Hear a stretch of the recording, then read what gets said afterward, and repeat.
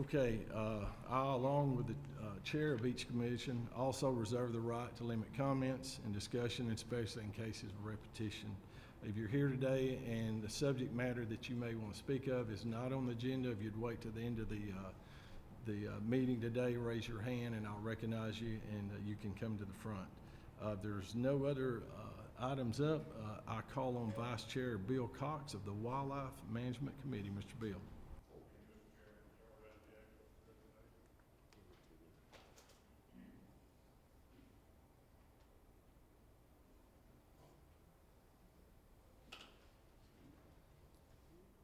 Thank you, Commissioner Cox.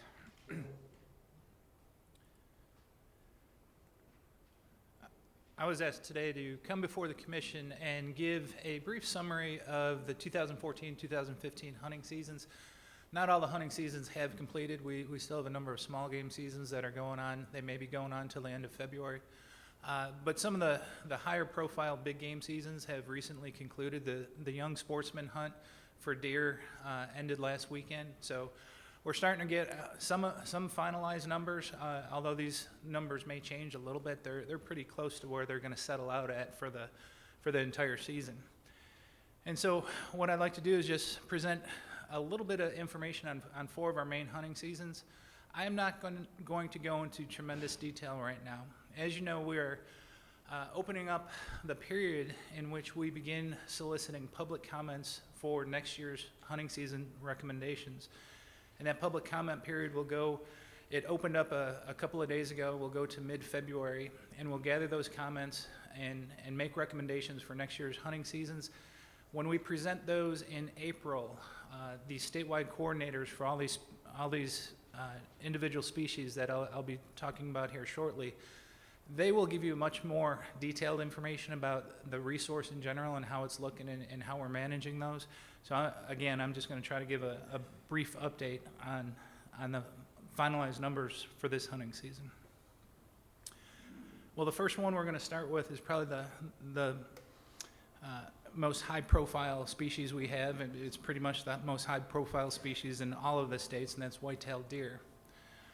If you look to see what happened with the white-tailed deer season this year in Tennessee, again, these are generalized numbers. We have not yet looked in detail regarding any of the units or any of the counties that we may be looking at. But if you look over the last 10 years, the deer harvest in Tennessee has pretty much flatlined. I believe right now we're hovering almost 165,000 deer for the total statewide harvest.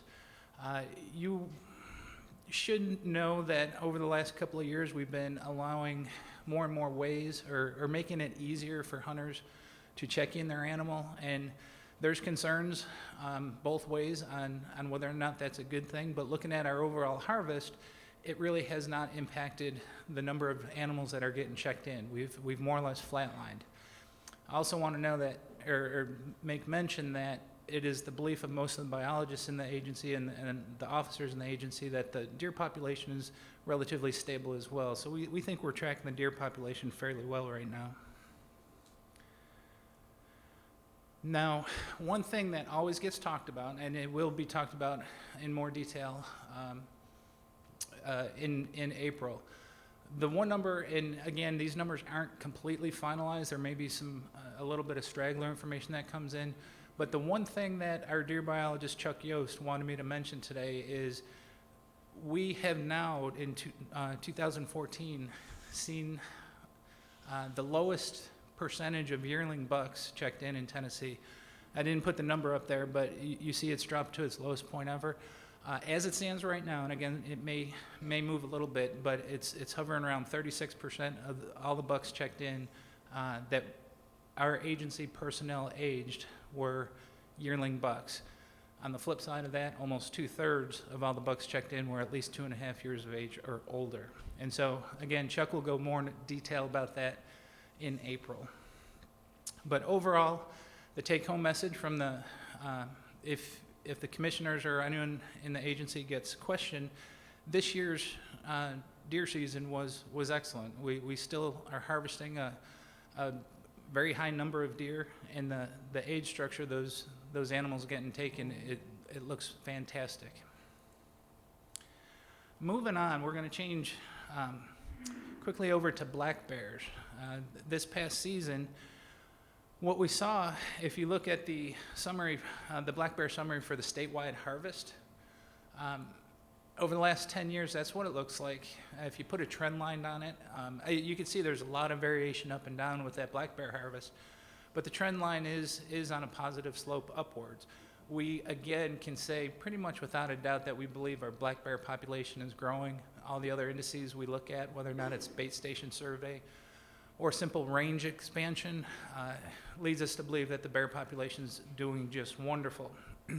The one thing I'll have you know, you see a drop there for this past year. I believe is 343 animals, black bears were taken this year, which is down a little bit. I'm sure almost everyone in this room knows and understands that this year we had an unbelievable mast crop, and that potentially could have affected deer numbers as well.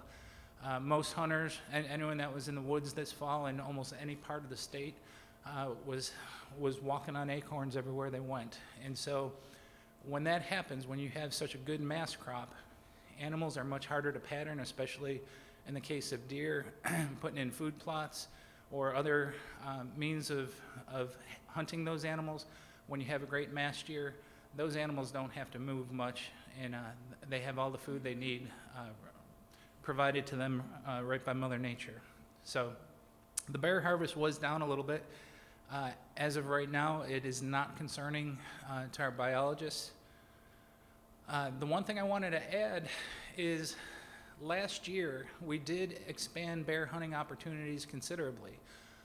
We redefined and created bear zones, and there was a new zone that we created in which we established a hunting season up on the Cumberland Plateau. What you see there is known as our Hunt Zone 4, and this past year, hunters were able to take 15 bears out of this area. That population we're keeping a close eye on. This coming summer, we're going to be conducting our bear bait station survey, not only on the plateau, but on the Unaka mountain chain. So we'll have some pretty good information that will allow us to continue to track this population over time. Another zone that we did create, we named it the transitional zone. These are the counties that you see here in blue. Those areas did not have as much bear activity, and there's 2 bears taken in that new zone. I believe they're up towards Hawkins County. But overall, bear harvest was down a little bit. Obviously, we do believe that the extremely good mast crop this year impacted the bear harvest. But as far as the biologists are concerned, the black bears are doing absolutely wonderful within our state. I'll go through this pretty quickly because fall turkey harvest does not have a real strong tradition in Tennessee. However, we do it.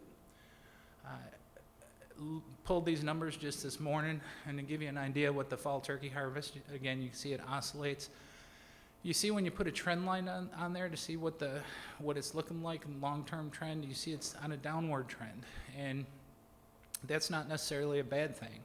One of the things we do with fall turkey opportunities is we use it to more or less manage the birds. And recently, in the past couple of years, there was concern about some of our turkey populations, so we've been pulling back opportunities for fall turkey harvest. So if you see that downward trend, may not have anything to do with the status of birds, but the regulations that we're managing, we're trying to cut back on that fall turkey harvest. And to give you an idea of what that fall turkey harvest looks like, although it looked like there's a lot of birds harvested in that last graph, when you plot it against what we kill in the springtime, these aren't the real numbers, but we usually harvest anywhere from 30,000 to 35,000 birds in the springtime. And so that fall harvest, this bottom line, you can see it makes up just a tiny, tiny amount. It's about 10% of the entire harvest for turkeys overall. And last but not least, this was our second year of the Sandhill Crane Hunt. And talked to a number of the individuals that were involved in the hunt this year. And it's pretty simple. The one thing I need to stress is that these numbers are not finalized. We do a postcard survey to the 400 individuals that participated in this year's hunt. When they received their sandhill crane permits, they're also given a postcard that they had to return at the end of the season, so we could see how many birds have been killed. And again, there's a big asterisk here. 314 postcards have been returned. Well, it might be a different number, but as it stands right now, we know of 314 cranes that were taken so far. That is not the final number. There's probably going to be another few more weeks in which we gather the last remaining cards, and then Joe Benedict, our waterfowl coordinator, will begin compiling the report. And when all is said and done, we will have that final number. Needless to say, it is about the same as last year. The final number for sandhill cranes last year was 350 birds. So we'll finish up pretty much just like we did last year. Talking to some of the Region 3 personnel around Hiwassee Refuge, the actual crane numbers are down. It has no reflection of anything that we did.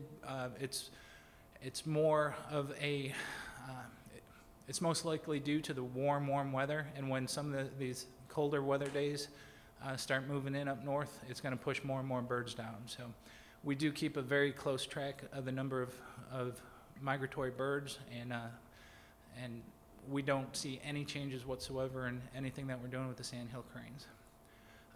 The last thing I will make mention, this weekend is the Sandhill Crane Festival. Kirk Miles, as well as a number of the Region 3 staff, have been working hard to get that festival put on and underway. And if anyone has a chance to go see it, we strongly encourage it.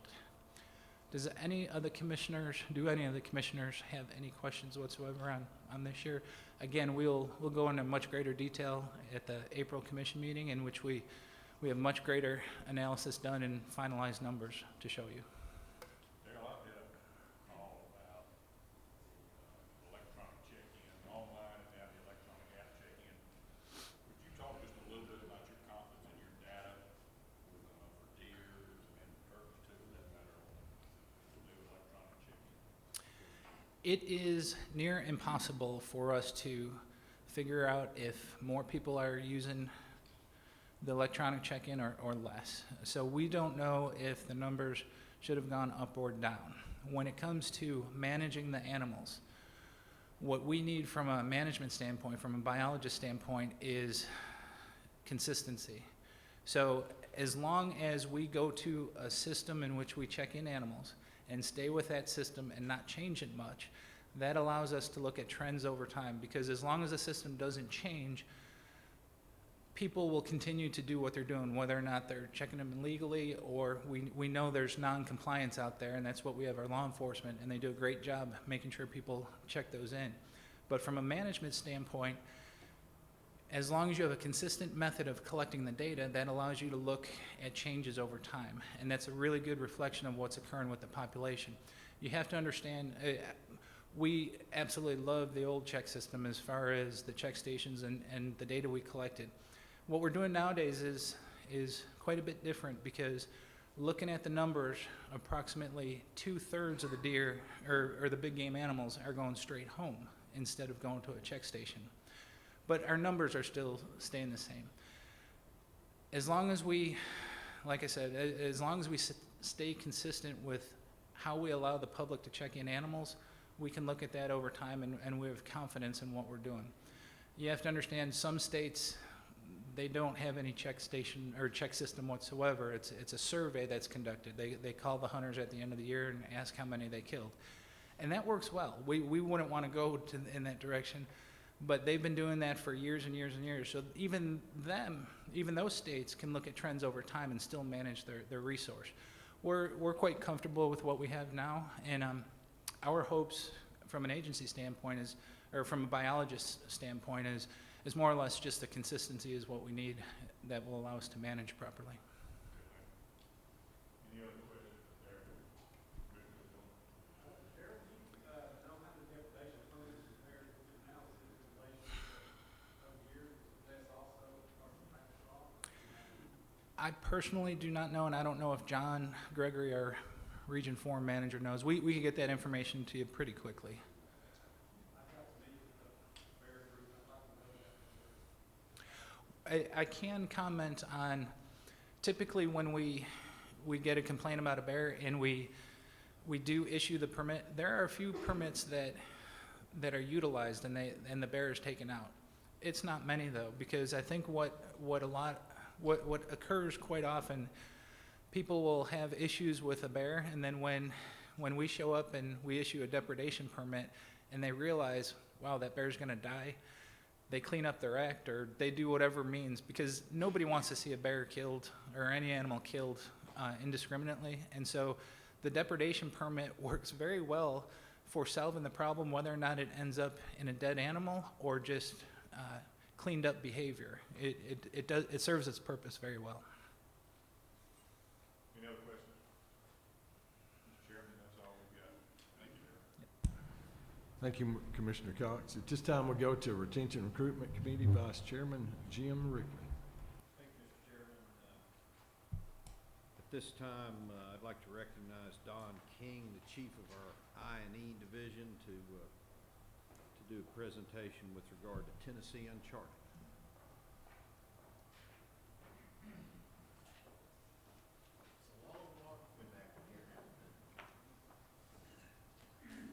Thank you all very much for allowing me to come before you today and give you a little overview of what we've been able to accomplish in the first season with Tennessee Uncharted.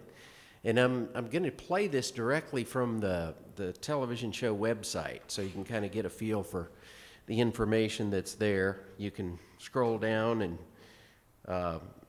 subscribe for updates and go to the home page and check out individual episodes, learn about the host. And I'm going to keep my remarks real short, kind of let the television show speak for itself.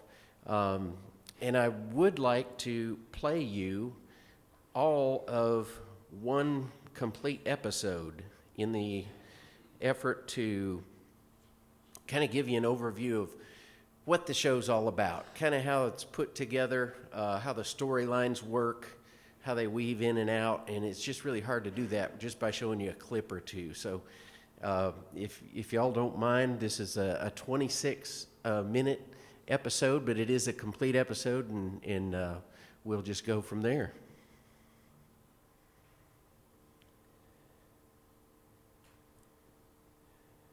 I'm Eric Baker, and this is Tennessee Uncharted. No clay pigeons were harmed during the filming of this episode. That's a lie. We broke a whole bunch of these.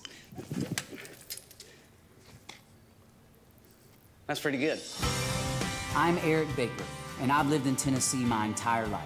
However, for the last decade, touring the world, I've only seen it passing by from a windshield. But finally, Tennessee is calling me back where I belong. There's a place you've never been. It's right where you want to be. I want to rediscover how great my home state is, and I want you to come with me. Uncharted. On this episode, we travel to Clarksville, Tennessee, whose history dates back to 1785. Since that time, the city's become best known for its role in the Civil War and military presence from nearby Fort Campbell Army Base. Also noteworthy is Austin Peay State University, which, as it turns out, isn't the city's only means of shaping America's youth. Each year, Clarksville hosts the Tennessee Outdoor Youth Summit. For an enthusiast like me, outdoors is all I needed to hear to make my way out and learn more. I'm not sure what to expect, but I have a feeling that I may encounter one of my oldest and greatest enemies, poison ivy. I am highly allergic. My mom and dad have always said that I could get poison ivy just by looking at it. For me, it's become one of the many hard facts of life. It's the price I pay to play outside. I'm always shocked when I meet someone who's never had poison ivy. My grandfather, he was immune to it. But these aren't the people I mean. I'm talking about the people who have never had it because they've never had the opportunity. For many students, the classes at Toys are designed to deepen their appreciation for the outdoors. But for others, those who've never even been in the acre of woods at the end of their cul-de-sac, these classes serve as a first opportunity. We are delighted to be here, and I guess first, I just want to know a little bit about what Toys is. Well, Toys is the Tennessee Outdoor Youth Summit. It's a week-long summer camp for high school students from across the state of Tennessee to come and get involved with the outdoors and learn more about that environment. It gives you a chance to be a kid again right before you have to grow up. And then you last chance to see all your friends and have a good time. And what are you guys hoping to accomplish here with these kids? Well, we do a number of classes. They cover everything from shooting sports to recreational to hunting and fishing to biological classes. So we want to take kids from across, from inner cities to good old country boys and girls, and get them involved and get more sportsmen across the state and get them more knowledgeable about what we're doing. We're seeing kids that's never fished before going out fishing. We're seeing kids that had no idea, you know, of the type of birds here, the snakes and stuff. It's just it's a good educational camp, but it's fun. Tomorrow afternoon, I'm going to be in on the skeet shooting class. You know, now I got some pretty good kids. Are you prepared for this? Well, we're headed to the Nashville Gun Club in the morning, and I'm going to brush up on my skills, and then we're going to be back, and I'm going to see how I stand up next to these kids. So good luck. I got some great girl shooters here. All right. All right, guys, you ready? I'm going to hit the bear in the head.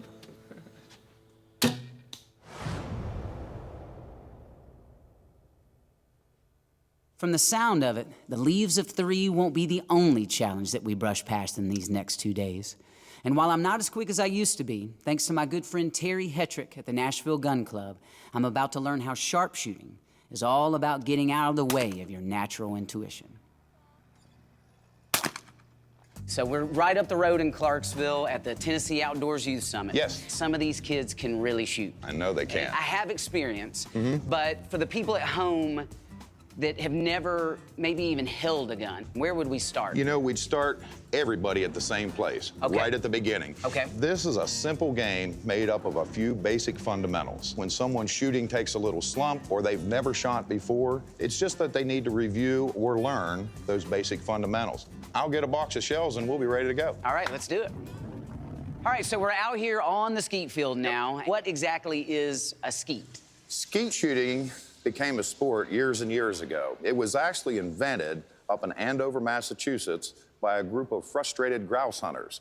They wanted a way to recreate and practice certain shots that they missed in the field. Okay. And basically what we have is a target launcher here and another target launcher across the field. And located around this semicircle are 8 different shooting stations. That way we're actually able to change the angle and appearance of the target so we can recreate any shot, basically, that you would run into in the field. The sport got so popular that even people that don't enjoy hunting, don't like getting up early, can come out and enjoy skeet shooting as a hobby. Okay. You brought some shooting equipment with you today. It's a thing I call your animal. Your animal is your natural instinct. Thing that makes you reach up to grab a ball at the right time. You know what I mean? Yeah. The good news is, your animal's the best shot on your team. All right, well, let's start shooting. I agree. Now, let's put your cheek on there snug. You gotta get that rear sight in place. We're looking at the target. Okay. When you're ready. Pull. Bang, another perfect shot. All right, let's load one up here. All right, let your animal do it. Come on, animal. Pull. How about that, buddy? Very nice. All right. Very nice. Nice.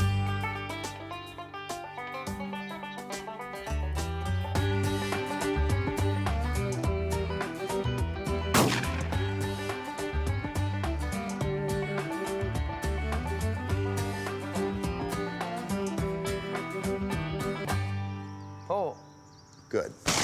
Yes, sir. Hey-oh. Man, you're doing so good, buddy. I've never shot so well, man. Well, you're shooting very well. Hey, Thank you it's so much. all on you, man. All on you. I'm ready to head back up to Toys now and show those boys what I've got. Good luck. You're doing great. Wayne Gretzky once said that we miss 100% of the shots that we don't take. So often for me, it's the shots that I've missed that teach me more than the shots I've made. Often we gain perspective or experience from an unfruitful endeavor, but occasionally we gain humility. And for me, few things humble me more than learning from the very people I set out to teach. Nice. All right, so we're in the skeet shooting class now, and first round of shooting, so I'm a little nervous. I gotta remember my training, focus in. Good shooting, man, good shooting. So we'll see how I do. Fingers crossed. Come on, Eric, you got this. Oh.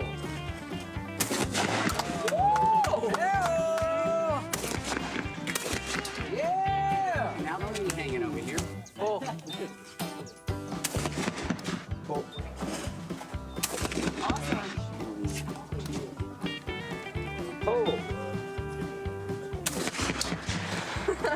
Come on, man. My animal's asleep. Oh.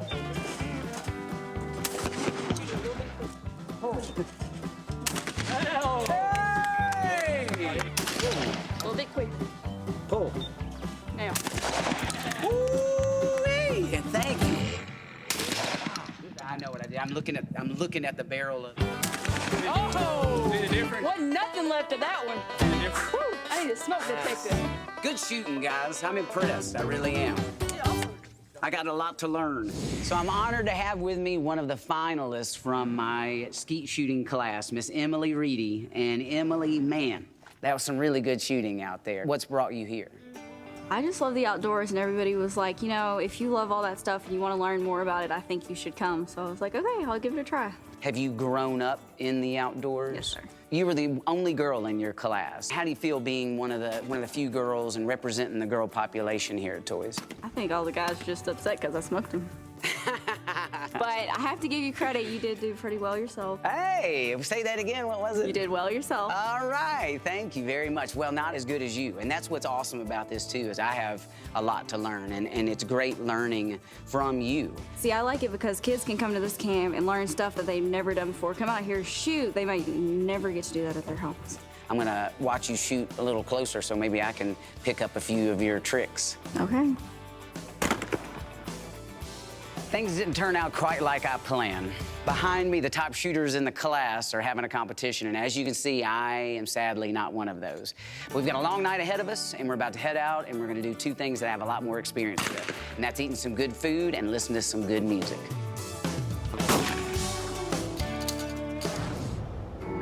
I need to go shopping. Shoes are all wrong. Just look in my closet, not a thing to put on. I wonder how these jeans make me look from behind. Things that never cross a man's mind. So not only does the Tennessee Outdoor Youth Summit offer tons of outdoor adventure, it also offers dinner and a show. And we've got Mr. Wynn Barble here. You just put on a great show, man. I appreciate you. Appreciate you being here. And I'm tickled to death. Man, why are you here? Why is this youth summit important to you? I'm a very strong supporter of TWRA. I grew up hunting and fishing and always loved it. And I know that some of these kids, this might be their only introduction to it. They might not have parents that have time to go do all that. This is something that they'll carry with them. I mean, when you get hooked on fishing, buddy, that's it. That's right. Tennessee's just got so much going on, and there's so much to enjoy. And I think what I love seeing in there is you got girls and boys and people from all over the state who are here. Then they're going to go back out to their areas and pass on what they've learned. Oh, yeah. The trick of it is getting them out there. And once you get them out there, they find out that it's so much better than the virtual outdoors. You know, you catch real fish and you shoot real deer, you walk real trails, and nothing like that. I mean, right. There's no app for that. Man, keep on writing. Oh, great songs, really enjoyed it. We'll see you soon. Yes, sir.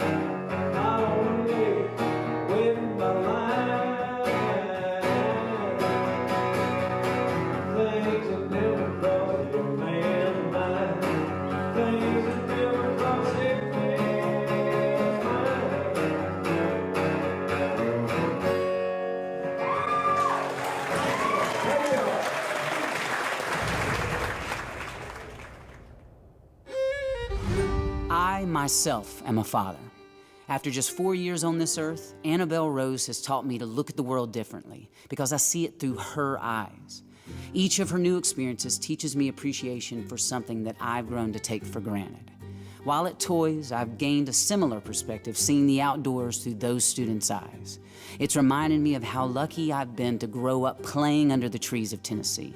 But more than that, how important it is to pass that appreciation on. There are people who are strangers to the world beyond the borders of their backyard, and that scares me. You can't love and protect something you don't know. Without even knowing it, you may have already felt the effects of Tennessee's plummeting bat population. But now we've ventured into the dark to learn more about a little-known threat to one of Tennessee's most important and least understood inhabitants. Where are we? What exactly is this place? So we are in the world's first artificial cave for hibernating bats. It's meant to address this devastating bat epidemic, white nose syndrome. And we wanted to give those bats a chance to be here in the artificial cave where we believe we can control white nose syndrome and save some bats. What is white nose syndrome? It starts with a fungus that invades their skin, causes lesions that erupt. They arouse more frequently throughout the wintertime, and that arousal can lead to depleted fat reserves that they need to get through the winter. And most of the bats end up dying due to starvation or dehydration from the fungus. Okay, so we're talking about bats, and you know, really all I know about bats is mostly I think about Halloween, I think about, you know, negative things. So why do I care if some bats are dying? We benefit bats from one major way, and that's insect control. All the bats in Tennessee feed all on insects. Each night they can consume up to their body weight in insects. The value of bats to agriculture in Tennessee alone is $300 million a year. And then the impact of that beyond Tennessee. Well, yes, in fact, they've gone on to look beyond across the United States, and it's in the billions of dollars. Is there something that we can do, that the person out there on the couch, that they can do to help? During the summer, you know, bats might live in your bat boxes if you put them on the side of your house. We just ask that cavers and recreationalists just use caution when they enter caves at various times of the year. While we focus so often on what it is that we add to this world, it's so easy to forget the things that we're taking away. Tonight's class was a reminder of this reality. I can't be sure what lesson tomorrow will hold, but if day one was any example, I'm in for a lot.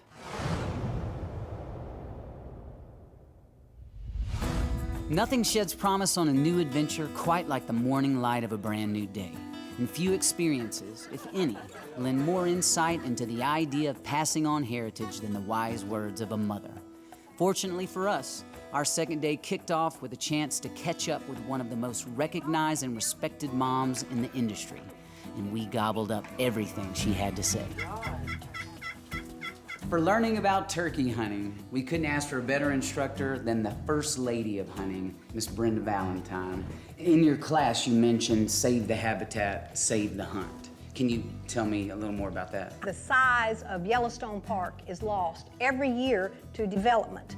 So there's a lot of habitat available. There's a lot that needs to be enhanced. But there's also areas that are inaccessible that may be state or federal land. And so now we're working on gaining accessibility into previously inaccessible lands. So if we have the habitat, that is one mission in itself. And saving the hunt means recruiting or retaining the hunters we have. We don't want to lose any hunters because they don't have a place to hunt. But we also want to teach kids like this group that we have here at the summit about hunting, because, you know, we can blink our eye and they're going to be hunters. We have to educate our youth, and then we have to take care of this land because there's not any more.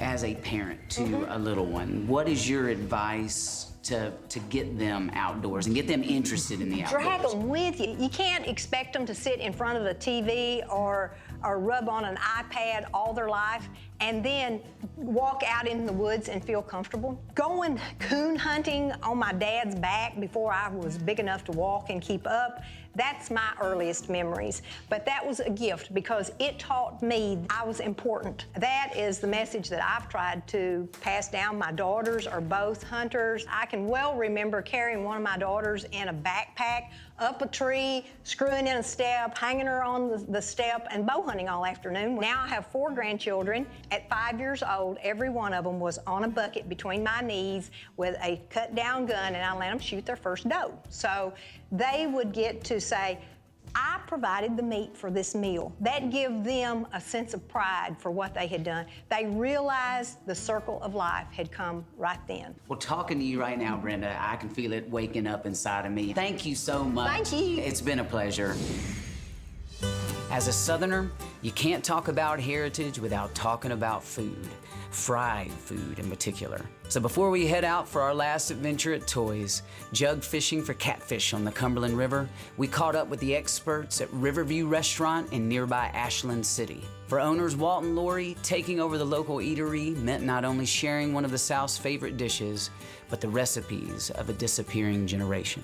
I'm here for one thing, and that's the king of your menu, the most popular item. I'm here for the catfish. And you're here for all the right reasons, because that is by far our biggest seller. Let's just go through one of the processes of how you cook fish. Our fillets are 3 to 5 ounce fillets. Okay. When we get it in, we give it all a bath with some salt and some other things in it. A catfish day at the spa. It's a day at the spa for the catfish. Okay. So then we're just gonna get it in the cornmeal, get a generous amount on there. So now on our tray, we're gonna press it out. Now what does that do? Pressing it out will hopefully keep it from curling up. Okay. So then we're gonna go straight from here over to the deep fryer. To keep from burning yourself, you gotta flop it away from you. So now they're going back for a swim. Now they're back at the spa. All right. I think maybe you ought to cook a few. Yeah, man, let's do it. I take my Mississippi friend here. Get a generous amount on both sides. Both sides. In that basket, but kind of flip them where when they splash that way. You're a natural. Hey, all right. They're gonna fry up 6 to 8 minutes. Have you been counting? I've not been counting, no. we don't time our stuff. We're not a fast food place. Yeah. You have to tell by looking at it. Okay. As you can see, these two right here are getting very close. They're starting to turn golden brown. They're still a little bit light, but they're starting to get there.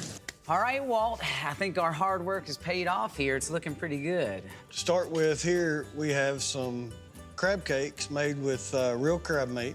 Okay. My wife came up with a wonderful recipe here, and I can't get enough of them. Hopefully, you'll feel the same as I do. All right. All right, I would go for the hush puppies next, which these are a recipe that we kept using from the previous owners of this place. They have the best hush puppies I've ever eaten. So, and those are total from scratch. Man, I love that. That's delicious. So tell me about this. This recipe came from a older lady who worked here when we bought the place. Mm-hmm. I think she was 80-something years old, Miss Helen Farley. I told her one day that I needed to cook like her because I knew she wasn't going to be around forever. So I came in and cooked with her every day. Mm-hmm. And this is one of her recipes that she left with me. Wow. Was how to cook turnip greens. Yeah. All right, man. Save the best for last. So. Save the best for last. You cooked these, actually. So. All right. Boom. So there's your catfish. That is right on. With some Dixon, Tennessee tartar sauce. My wife's from Dixon. I love it. Tonight, we're going out on this Cumberland River here, and we're going jug fishing. You will catch some catfish. All right, if I catch a big one, can I bring it in here and maybe you cook it over? Yeah, if you'll clean it for me, I'll cook it for you. All right. Well, hey, I'm going to quit talking, and I'm going to start enjoying this. And just, hey, thank you so much for having us. It's been a pleasure. How's it going, Brad? You doing all right? So you're going to be my captain for tonight? You got a life jacket? Do I need to get one of those? All right. Hey, they're just my size. You want me to see if this thing fits? Oh. All right. Let's do this. Let's catch some fish. With a heavy belly and a happy heart, the setting sun serves as a reminder that our time at Toys is drawing to a close. Like the last day of a family vacation, I tend to get discouraged in the final moments of an adventure. So often, it's the reality of how long it will be before I return that diminishes my enjoyment. Tonight, however, I find myself feeling differently. Maybe it's the mystery of jug fishing. Maybe it's what's still ahead of us this season. Or maybe it's the knowledge that this week I played an active role in passing on this heritage. Okay, I got him. You like him? You want to get it down?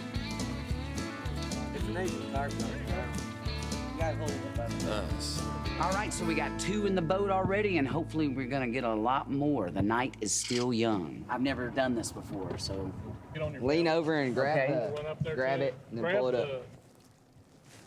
All right. They got teeth or what? Pretty much sandpaper inside there. Don't get hit. Okay. There you go. He'll bark at you a little bit. All right, there's my first catfish right there. Thanks for the help, too. Sweet. I came to Toys hoping to teach a few high schoolers what I know about the outdoors. Instead, they taught me a thing or two.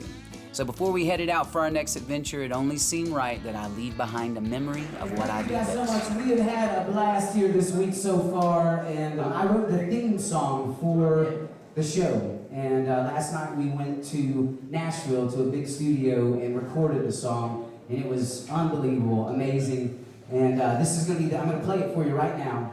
It's called Uncharted, and this will be the first time I've actually played it in public. So, whoa, whoa.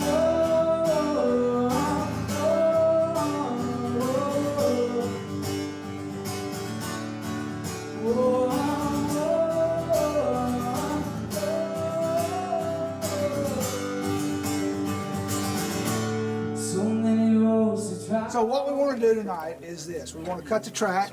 Lonnie's got a great loop. This is going to be I want it to be pretty intense. Everybody has pencils like we always do, right?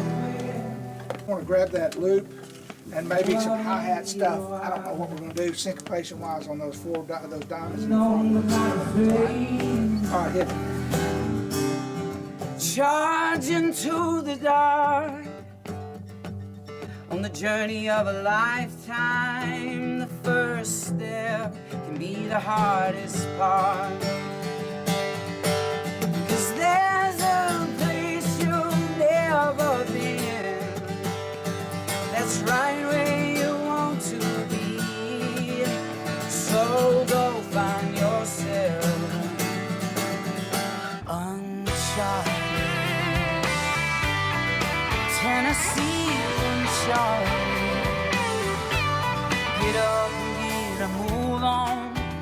Amazingly, my experience at Toys not only gave me a new appreciation for the outdoors, but also a new perspective on poison ivy. I now see that I've taken my many dried up bottles of calamine lotion and baking soda baths for granted. There's a place you've never been. It's right where you want to be. So go find yourself. 'Cause the truth is, as I peek through the poison ivy of my past, I scratch the surface on many of my best childhood memories. So from now on, I'll wear my patches of poison ivy like badges of honor. I'll let them serve as a constant reminder of some great outdoor adventure. Why are programs like Toys so important?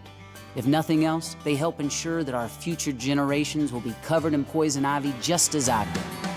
Well, my Tennessee, she's always singing, begging me back where I belong. If you want to hear her play, just step outside and sing along.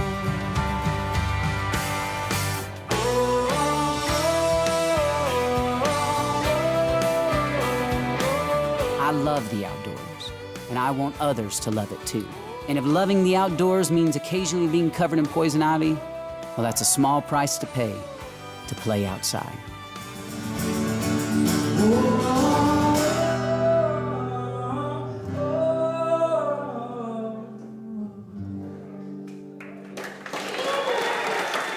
Thank you guys very much. Have a great rest of the week. Much love to you all. Thank you.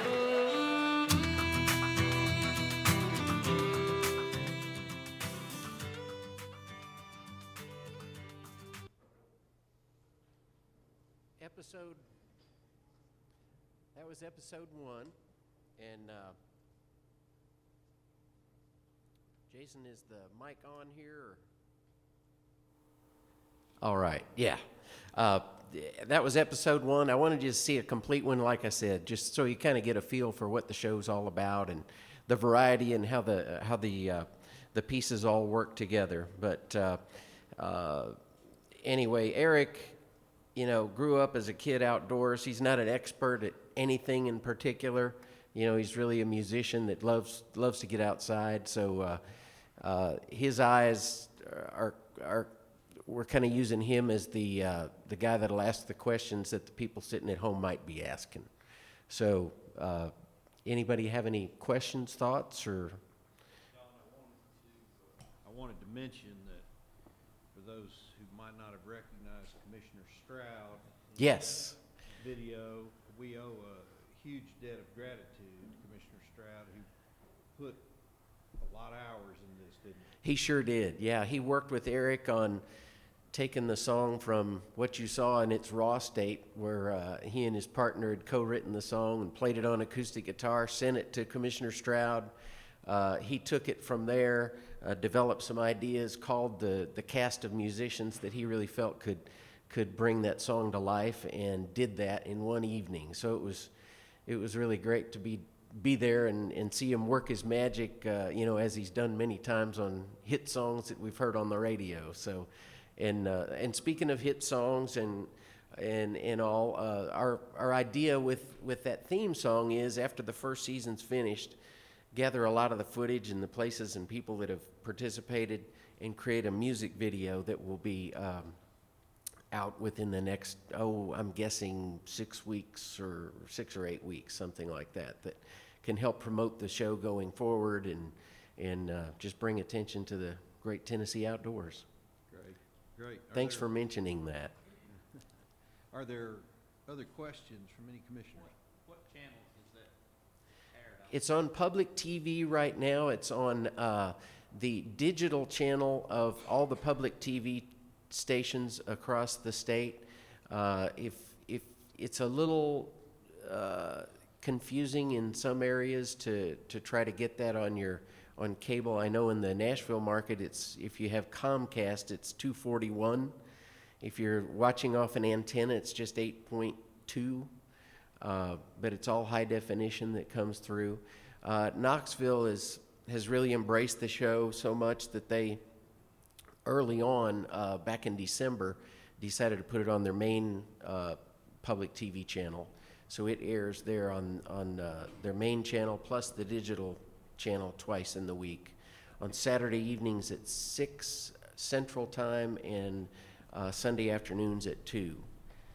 And we're working on some other distribution as well, working on doing the same thing in the Memphis, Nashville, and the other markets as well. Any other questions? Where is the show being edited? It's being edited in Knoxville.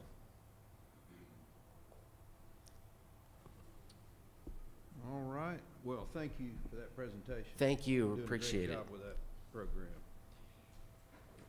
Mr. Chairman, I would next like to recognize Shane Hall to speak regarding our Moment of Freedom program.